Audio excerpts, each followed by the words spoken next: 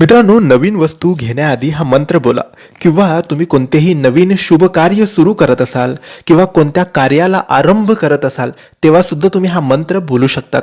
या मंत्राने जर कोणती वस्तू घेतली किंवा कोणत्याही शुभ कार्याला आपण सुरुवात केली तर त्या कामात कोणतेही विघ्न येत नाही आणि जी वस्तू आपण घेतो ती आपल्याकडून परत कधीच जात नाही किंवा त्या वस्तू घेताना किंवा ती वस्तू आणल्यानंतर सुद्धा ती खराब होत नाही किंवा त्यामध्ये सुद्धा विघ्न येत नाही.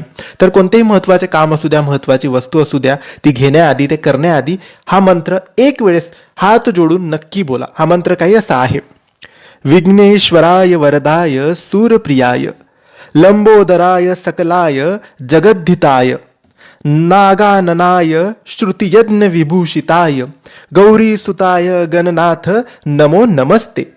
हा गणपतीचा मंत्र आहे. श्री गणेश करायचे असेल तर या मंत्राने करा आणि मगच शुभ कार्य करा.